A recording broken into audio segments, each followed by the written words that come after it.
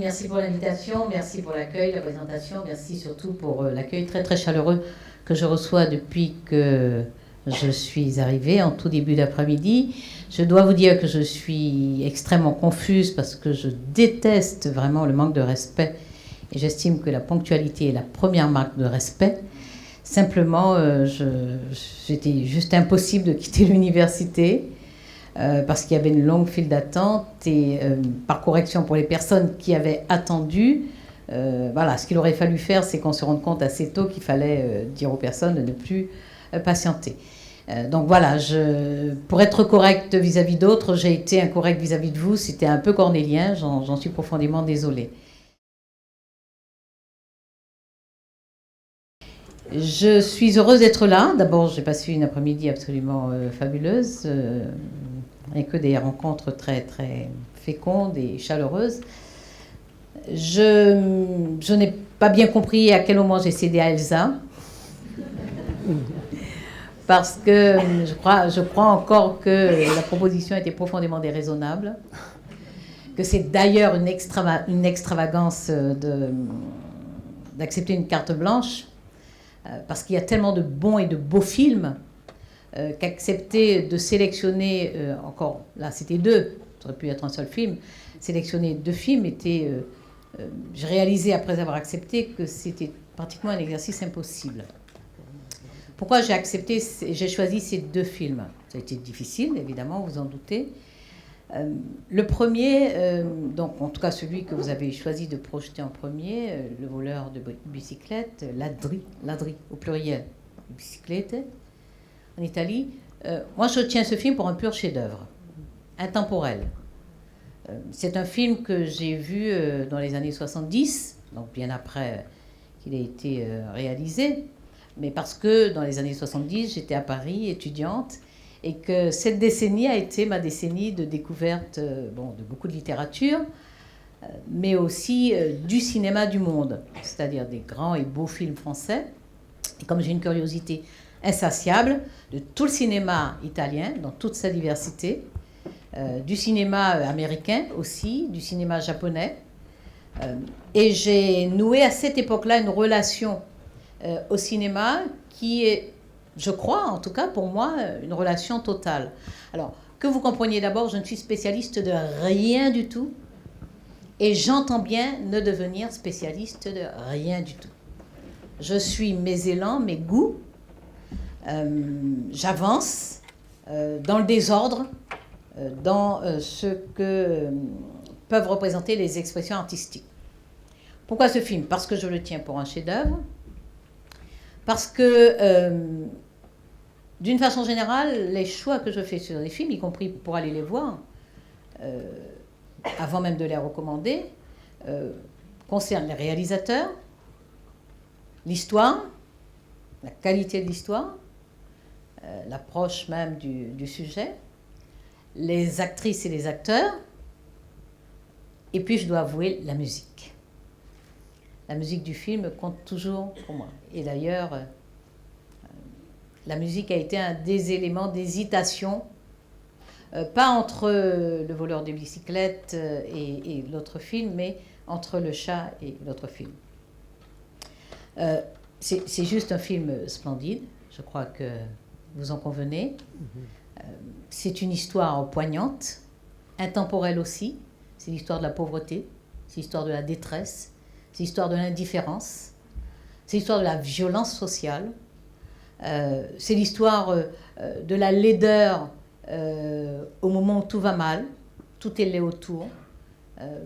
Moi, j'aime beaucoup les films en noir et blanc, j'aime beaucoup les photographies en noir et blanc, mais nous voyons bien les décors, enfin, puisque tout est tourné en extérieur. Vous savez aussi que les acteurs ne sont pas des acteurs professionnels, hein, puisque l'acteur principal est ouvrier, il était ouvrier. Moi, je suis absolument éblouie par le petit garçon. J'en suis même carrément folle, c'est-à-dire que je le prends dans mes bras. Chaque fois que je vois ce film, je prends ce gamin dans mes bras. Ce film a toutes les qualités, et en même temps, c'est un film, c'est-à-dire qu'en même temps, c'est une œuvre d'art. C'est une œuvre militante d'une certaine façon, mais c'est une œuvre d'art. On peut faire des tracts au lieu de faire de la littérature, au lieu de faire un poème. Il aurait pu faire un documentaire au lieu de faire un film. Ça demeure un film. Ça demeure un film parce qu'il y a une esthétique. D'abord, il y a une histoire. Il y a une histoire. Il y a des personnages. Il y a une esthétique aussi, à la fois dans les décors, dans ces rues qu'il parcourt. Donc on voit bien l'Italie d'après-guerre. Enfin, on voit bien une Italie vaincue d'après-guerre. Il y a l'histoire sociale, évidemment, c'est-à-dire la misère ouvrière. Il y a la violence de ce choix entre les chômeurs. Il y a cette histoire de bicyclette, un outil de travail. Il y a cet endettement avec le mont-de-piété. C'est vraiment comme une monographie de la détresse ouvrière de l'après-guerre. Et en même temps, c'est un beau film. C'est un beau film. Il y a des coups de griffe aussi, hein, ces scènes dans l'église, ces dames de charité très comme il faut, qui ont gagné au moins 15 places de paradis chacune. Voilà, il y a une peinture sociale. Et je vais dire qu'en plus, donc, il y a la musique, évidemment. La musique d'Alessandro Cicconini. Pourquoi il n'y a pas de générique à la fin, d'ailleurs? Je ne sais pas. Normalement, il y a un générique, effectivement. Mais sur la copie numérique, il n'y en avait pas. D'accord. Donc, cette musique, parce qu'il y a... C'est la faute du numérique, vous inquiétez C'est pas. lui qui a fait... donc, j'ai des raisons d'avoir des préventions contre le numérique. En tout cas, je veux vous dire le bonheur de partager ce film avec vous, pour sa qualité, mais d'abord parce que pour moi, le cinéma est toujours un moment social. Je le disais cet après-midi à l'université en essayant d'enjoindre les jeunes d'aller au cinéma plutôt que de regarder des DVD tout seuls dans leur chambre. Parce que c'est un moment social, c'est un moment de rencontre, c'est un moment d'émotion. Il se passe des choses, il y a des réactions, on rit ensemble. On sent quand on a tous la gorge serrée en même temps. C'est donc un moment à vivre et pour moi, c'est un vrai bonheur, c'est un moment de cadeau.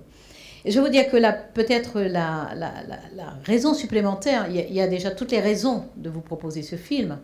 Par respect pour vous, je sais que je suis dans une terre d'érudition et de culture. Je sais que je suis devant un public de cinéphiles, donc de personnes averties. Donc, ce choix de film, qui est c'est un choix très exigeant, c'est par égard vis-à-vis de vous. Il y a une raison supplémentaire au choix de ce film. C'est que le 13 novembre, je quittais la chancellerie un peu avant 22h, vers 21h40, et j'allais voir Le voleur de bicyclette. Et je passais la porte de la chancellerie en sortant lorsque j'ai reçu l'appel, où les choses étaient encore imprécises, on savait qu'il se passait des choses au Stade de France, on savait qu'il y avait des incidents à Paris, dans le 11e, mais il n'y avait pas encore de lien entre eux. Et donc j'hésite, je vois mes officiers de sécurité, je dis bon, qu'est-ce que je fais? Je reste là, on avance un peu. Et donc évidemment, après, je m'oriente très vite vers la cellule de crise. Donc pour moi, c'est un moment de reviviscence avec vous. Voilà. Voir ce film que je n'ai pas vu le 13 novembre et le voir avec vous, c'est comme dire que nous sommes là, que nous continuons à aimer la culture, les arts, et que la vie exulte et que la vie vainc, que la vie a le dernier mot. Donc ça, c'est la raison supplémentaire d'avoir choisi ce film, puisque j'avais l'occasion, d'une certaine façon, de partager ce film, non pas d'aller le voir une nouvelle fois seul, dans une salle, avec d'autres, mais chacun regardant son film. Comme d'une certaine façon, vous l'offrir, quoi. Enfin, vous l'offrir en partage. Vous l'offrir en partage, le vivre dans un moment consciemment vécu ensemble. C'est la raison supplémentaire pour Le voleur de bicyclette.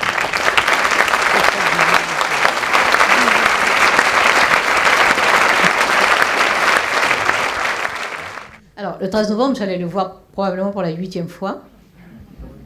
C'est un film que j'ai découvert dans les années 70.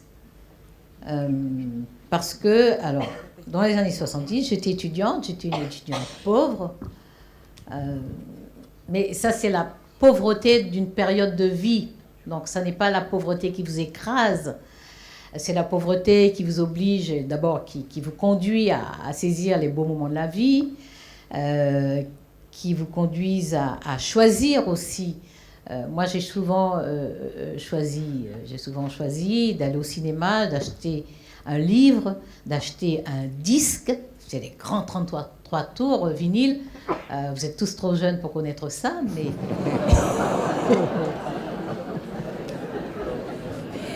En général, c'était mon dernier billet de 50 francs qui en faisait les frais, c'est-à-dire vers le 17-20 du mois. Il me restait un billet de 50 francs et je le regardais, mais vraiment, je regardais. Moi, le billet de 50 francs, je ne l'oublierai jamais. Vraiment, parce que tous les mois, je regardais ce dernier billet de 50 francs parce que c'était un moment crucial. Est-ce que je m'assure que je mange jusqu'à la fin du mois ou est-ce que je vais au cinéma? Ou est-ce que je m'offre le dernier Miles Davis, le dernier Keith Jarrett? Voilà, c'était... Évidemment, je tranchais vite fait. Alors, une fois, j'ai eu une leçon de la vie, quand même. Parce que j'avais décidé d'aller voir un Kurosawa. C'était un vieux Kurosawa, Dödskallen. Et je suis allée, il passait à la Cité internationale. Et je suis allée, j'étais dans la file d'attente. Et le temps d'arriver au guichet, on m'avait volé mon dernier billet de 50 francs. Donc je n'ai pas vu Dödskallen, je l'ai vu plusieurs années après, mais je n'ai pas vu ce soir-là Dödskallen. Et bien entendu, j'avais compromis mes repas jusqu'à la fin du mois. Donc c'est une période de pauvreté, mais en même temps c'est une période d'exaltation parce que les choses ont vraiment du poids. Les choix sont de vrais choix. Et j'allais donc beaucoup au cinéma. J'ai plein d'histoires à vous raconter sur mes mésaventures liées au cinéma. Par exemple, Kurosawa encore. Chaque fois que je vois un Kurosawa, chaque fois qu'il sort, il faut que j'aille le voir. Et j'oublie à chaque fois que les Kurosawa sont des films interminables. En général, 3 heures. Et un soir, je travaillais dans ma chambre d'étudiante. Et je me dis, oh, écoute, arrête de travailler, va au cinéma. Et je pars pour la séance de 22 heures. Sauf que je sors à 1 heure du matin. Et qu'il n'y a plus de métro. Et que je marche dans la pénombre. Et qu'une voiture commence à rouler au pas. Je vous assure que Usain Bolt, à côté de ça, c'est rien du tout. Même lorsque je suis entrée dans la cité, dans la résidence universitaire, j'ai parcouru les 3 étages les escaliers des 3 étages sans respirer. Et une fois que j'ai eu fermé la porte de ma chambre, j'ai respiré. Voilà, donc, bon, ça n'a rien à voir, c'est une histoire de cinéma, c'est tout. Donc voilà comment j'ai découvert, parce que j'ai découvert le cinéma italien, mais je voyais toutes sortes de films, mais que de bons films, voilà. Donc pour les Américains, je voyais les Preminger, je voyais les Kubrick, les Kazan, les Mankiewicz, voilà. Pour les Italiens, je voyais tout, je voyais Visconti, Bertolucci, Scola... tout le monde, évidemment, De Sica. Pour voilà, les Français. Alors, j'aurais pu faire un choix de la Nouvelle Vague. D'un film d'un réalisateur de la Nouvelle Vague. Alors que vous avez choisi un film après la Nouvelle Vague, enfin, d'une personnalité qui est en dehors de la Nouvelle Vague. Oui, là, je vous réponds en même temps sur le chat. Oui, j'aime pas tout, hein, mais je vais peut-être finir avec De Sica, puisque je n'ai pas répondu complètement à votre question. Et puis on va passer à l'autre film. Sur la découverte, c'est ça, c'est-à-dire que... Mais moi, ce film, très vite, il a supplanté tous les autres, alors qu'il y a de vrais chefs-d'œuvre dans le cinéma italien. Et notamment de cette époque, en tout cas celui qui nous arrive, y compris lorsqu'il a été... réalisé bien avant, il y a de vrais chefs-d'œuvre. Mais celui-là, il a sans doute, par sa fibre sociale, et puis lorsqu'on est étudiante, qu'on a des engagements, parce que j'avais déjà des engagements militants, je pense que voir une belle œuvre d'art sur ce qui motive nos engagements, ça ancre dans l'engagement. Il y a d'autres très beaux films italiens, mais qui sont de beaux films, qui sont très tournés sur des personnalités individuelles. en tant que figure, je ne parle pas seulement des acteurs, qui ont de la très belle musique, qui ont de très beaux décors aussi, qui racontent de très belles histoires. Mais voilà, celui-là il s'est toujours détaché, alors qu'il n'en a pas fait tant que ça. C'est bien après que j'ai vu Umberto D, par exemple. C'est aussi après que j'ai vu Soucia. Donc il n'a pas fait tant de films que ça par rapport à d'autres qui sont beaucoup plus prolifiques. Mais celui-là s'est toujours détaché. Probablement que c'est lié au fait que voilà, c'est une histoire qui me parle profondément parce que il y a très longtemps que je porte en moi le refus de l'injustice. Il y a très longtemps que j'éprouve une empathie naturelle pour les personnes qui subissent des injustices et des inégalités. Moi, j'ai connu une pauvreté joyeuse. Je suis de milieu modeste. Pauvre, je peux dire pauvre, mais enfin, nous n'avons jamais manqué... Voilà, nous avons toujours mangé à notre faim, quand même. Mais c'était une pauvreté joyeuse. En tout cas, voilà, c'était... Donc, la pauvreté n'est pas forcément triste, mais cette violence-là la rend triste. Donc, probablement parce que l'histoire me parlait particulièrement, et sans doute parce que c'est une œuvre d'art, je pense qu'il y a très très longtemps que j'ai une grande préférence pour ce film. Mais que j'ai découvert toute seule, parce que tout ce que j'ai découvert toute seule en fait, hein, notamment en termes de cinéma, de musique aussi. Mais lorsque je dis toute seule, ça veut dire que ça n'est pas une recommandation, mais ça n'est jamais seul, parce que ce sont des personnes qui ont écrit de belles choses, c'est de lire quelque part, oui, c'est surtout finalement de fréquenter les bibliothèques, parce que j'ai toujours acheté des livres, mais heureusement que les bibliothèques permettent de lire 1000 fois plus de livres que ce qu'on est capable d'acheter, notamment à cet âge-là. Donc je ne sais plus comment je l'ai découvert, mais je sais que c'est un film qui s'est installé en moi dès la première fois que je l'ai vu, et régulièrement, chaque fois que j'en ai l'opportunité, je le revois.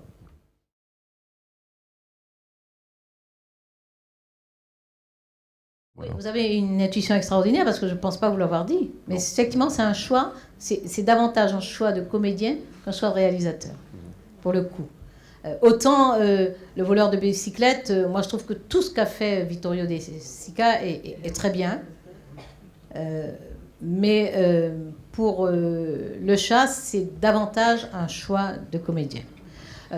J'aime le travail de Pierre Granier de Fer, hein. Enfin, je n'aime pas tout. J'ai beaucoup aimé Une femme à sa fenêtre, par exemple. J'ai aimé aussi pas mal L'Étoile du Nord. Donc, mais il y a plusieurs films de lui que je n'aime pas plus que ça. Mais d'abord, oui, je voulais rendre hommage d'abord à une très grande artiste, une très grande artiste, un immense personnage, Simone Signoret.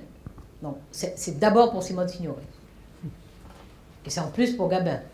J'aurais pu prendre Simone Signoret, par exemple, c'est dans L'Étoile du Nord, je crois que... oui, La Veuve Coudert, semble-t-il. La Veuve Coudert aussi, ouais. Avec Delon. Et Étoile du Nord. Étoile du Nord aussi. Oui, donc c'était d'abord pour Simone Signoret, parce que je pense que c'est vraiment une immense actrice. Je trouve que la postérité ne lui rend pas justice, pas suffisamment. Donc c'était pour elle. Ensuite, c'est un beau film aussi, Le chat. C'est un beau film. Et surtout, Simone Signoret et Jean Gabin sont probablement des... il n'y a probablement pas tant d'acteurs capables de porter un film avec si peu de dialogue, si peu d'action, si peu de mouvement, une telle récurrence, une telle répétition. Voilà, ils se suivent chez le boucher, chez le boulanger, c'est à la lingerie, à la lessive. Comment on dit, lingerie? Non, comment on dit? Laverie. Ça n'occupe pas le tiers de mon temps. Mais donc, voilà, il y a cette espèce de présence de ces deux immenses comédiennes et comédiens. Il y a cette histoire qui est une histoire d'un huis clos de destruction terrible. il y a cette réplique que j'ai dans ma tête depuis la première fois que j'ai vu ce film. Et je pense que c'est en tant que post-adolescente que j'ai été heurtée par cette réplique et que je la traîne après moi 40 ans après. C'est lorsque Simone Signoret lui dit « Tu m'en veux d'avoir vieilli » ou d'avoir trop vieilli. Il est encore plus vieux qu'elle. Il a de toute façon vieilli. Et c'est elle qui demande « Est-ce que tu m'en veux d'avoir vieilli ?» Moi, je trouve qu'il y a là le témoignage de ce que la société, en tout cas le regard de la société inflige aux femmes. Il y a une intériorisation par les femmes de cette espèce d'obligation, de devoir de plaire et de séduire ad vitam aeternam. Il y a dans cette phrase, alors je crois que c'est Pascal Jardin, je crois, qui a fait les dialogues, qui devait être un gamin à l'époque. Oui, il devait être très jeune. Ouais. Alors je ne sais pas, parce que ça vient d'un livre de Simenon quand même. Je ne sais pas si la réplique est chez Simenon ou chez Pascal Jardin. Non, dans les dialogues de Pascal Jardin. Elle n'est pas chez Simenon. Elle n'est pas dans le roman. Qui est sans doute un homme plus mûr, en tout cas plus avisé. Mais c'est vraiment une réplique qui m'a travaillé, torturé pendant des années. Donc ce film, donc c'est là que j'en reviens, je dis que j'aurais pu choisir La Nouvelle Vague, mais je préfère ces films posés, pourtant centrés sur des personnes là, mais c'est qu'il y a un troisième personnage dans ce film. C'est l'environnement. C'est une mutation de l'environnement urbain. Il y a une vraie césure. Et de ce point de vue, le film a presque une valeur documentaire. Parce que il y a d'abord un bruit permanent. Donc c'est un huis clos de destruction à l'intérieur d'un couple qui est scandé par le bruit des chantiers autour, sans arrêt. Il y a constamment ces images de démolition. Moi, je me souviens de cette espèce de gros, comment ça s'appelle, hein, oui, une espèce de bélier là. Voilà, de boulet, enfin de gros boulet qui détruit les murs. Il y a quand même une lutte syndicale aussi, parce que je me souviens d'un... Il y a une scène avec Harry Max entre Harry Max et Jean Gabin. Voilà. Avec des revendications de hausse de salaire, de retraite à 60 ans, ce qui adviendra, parce que c'est un film qui date de 71. 71. Voilà. Donc 12 ans après, la retraite à 60 ans. Donc il y a ce troisième personnage, c'est-à-dire une mutation du paysage urbain qui est à la fois considérable et presque définitive. C'est-à-dire qu'aujourd'hui, on voit bien qu'il y a une espèce de récusation de l'habitat pavillonnaire. Ça ne veut pas dire qu'il y a toujours de l'habitat pavillonnaire et on en construit encore. Mais là, on remplace de l'habitat pavillonnaire par les grands immeubles. On entend à un moment, me semble-t-il, parler portugais sur le chantier. Il me semble. C'est très probablement très rapide et assez ténu, mais moi je l'ai en tête. Je l'ai en tête parce que voilà, je pense que ça rappelait à quel point le monde ouvrier était un monde d'une grande diversité culturelle, parce que c'est la logique même, c'est une des lois du marché d'intégrer dans ce monde-là des personnes qui sont plutôt en vulnérabilité sociale, justement. Donc il y a ça, il y a ce paysage urbanistique, il y a ces luttes sociales, en fond. Moi, je trouve que c'est un troisième personnage, parce que d'une certaine façon, c'est comme si ce couple est en train de se déchirer, de se détruire dans un environnement que l'on démolit. Donc il y a comme une résonance dramatique dans ce va-et-vient entre ces propos qui sont très chiches, très rares. Ils se parlent très peu. D'ailleurs, ils finissent par se parler par petit papier. Petit papier, tout à fait. Ils se parlent très peu. Alors, il y a l'histoire du chat. En même temps, je ne suis pas convaincue par l'histoire du chat. Oui, parce que c'est là où vous mettiez comme troisième personnage l'environnement, et alors que le chat est quand même... Non, moi je sais pas, je suis pas convaincue par l'histoire du chat. Le chat comme prétexte, parce que c'est sur le chat que Simone, l'épouse, donc Clémence, je crois, va faire une fixation et elle va détruire le chat. Je pense que vous connaissez tout ce film, donc je ne révèle rien du tout. Donc lorsqu'elle va tuer le chat, elle venge quelque chose, mais finalement elle avoue une impuissance. Elle avoue une impuissance. Et puis la fin aussi est très très belle. La fin est très belle parce que c'est presque l'absurde de Camus. Pas l'absurde au sens ordinaire du terme, mais l'absurde de Camus. C'est Roméo et Juliette aussi. Cette fin, parce que finalement, il fait le sacrifice suprême quand même, à partir du moment où il a perdu Clémence.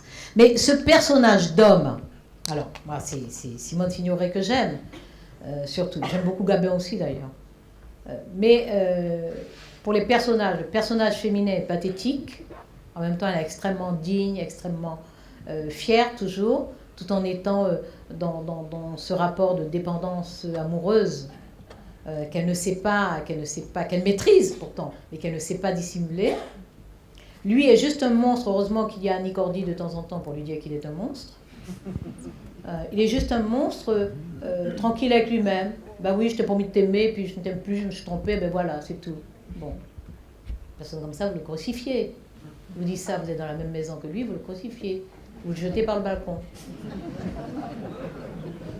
Mais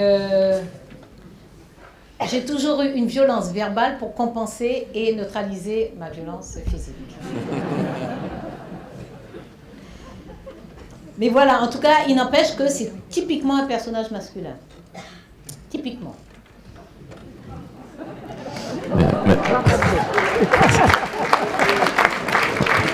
Je vais essayer de... Évidemment, je présume que tous les hommes de la salle font la démonstration au quotidien que cette génération est passée.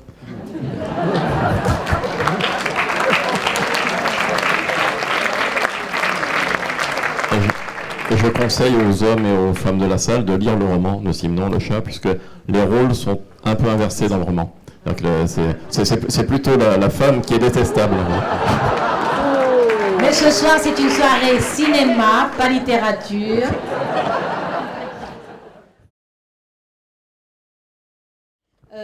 Oui, alors, c'est une conversation, je vous faisais quelques confidences. Et tout devient public maintenant. Mes enfants ont grandi parce que j'ai toujours eu un univers de livres, donc mes enfants ont grandi dans les livres et j'ai toujours aimé le cinéma. Mes enfants ont grandi en me regardant aller au cinéma. J'organisais évidemment leur séance de cinéma. Je crois leur avoir donné le goût du cinéma, mais ils m'ont surtout regardé aller au cinéma, c'est-à-dire prendre mon vélo en disant « Et puis zut, je vais au ciné ». Et j'étais très heureuse de constater que lorsqu'ils sont devenus autonomes, ils ont continué à aller au cinéma. Et qu'aujourd'hui encore, ils continuent à aller au cinéma. Ce sont de jeunes adultes, mais ils continuent à aller au cinéma. Et je vous disais que lorsque j'ai 2 enfants qui ont étudié, qui travaillent maintenant au Canada. Et lorsque je vais les voir depuis des années, la première chose qu'ils font, à mon arrivée, en tout cas à mon arrivée, il y a une carte avec un abonnement de 10 séances de cinéma. Donc c'est systématiquement, et donc ils vont au cinéma. Et je disais donc que je suis très heureuse de cela parce que leur génération, autour d'eux, ce sont des jeunes qui ont tendance plutôt à regarder des DVD ou des histoires de Netflix, des abonnements avec streaming. Mais mes enfants continuent à aller au cinéma. Je suis extrêmement heureuse de ça parce que j'ai dû leur dire 1 ou 2 fois simplement que le cinéma, c'est... D'abord, le cinéma, ça se voit en salle de cinéma. Que de préférence, il faut aller voir de bons films dans des salles à réessai. Parce que chaque fois qu'ils me disent « Qu'est-ce que tu allais voir ?» « Ah, je suis allée... Ah, c'est un très bon film de 1945. » Bon. Donc 1920, ah oui, même les films muets, oui. Donc, mais ils ont ce goût-là. Donc mes enfants continuer à aller au cinéma, en salle de cinéma. Et je suis très très heureuse de ça, parce que je pense que nous devons apprendre aux jeunes qui ont grandi avec la vidéo à la maison, les DVD, la facilité, parce qu'il y a une vraie facilité, il y a une vraie liberté, un vrai sentiment de liberté. Même si moi je crois qu'il y a une liberté supérieure à dire à 20h, à 22h ou à 14h, je vais au cinéma. Je trouve que c'est une liberté supérieure au fait de dire « Ah, il est minuit, tant pis, mais moi je me mets un DVD ». Mais surtout, il y a une expérience et un moment social au cinéma, en salle de cinéma, qui est absolument irremplaçable. Et quelle que soit la beauté d'un film, et la beauté d'une chambre, et la performance d'un matériel, d'un équipement, je pense que visionner un film tout seul chez soi, ça ne vaut pas un moment au cinéma. On ne peut que valider cette expression. Merci.